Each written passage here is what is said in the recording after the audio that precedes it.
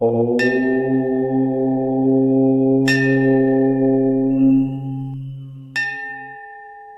ஓம்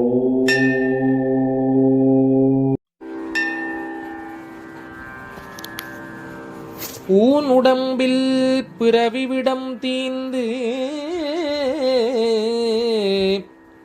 உலகத்தோர் உய்ய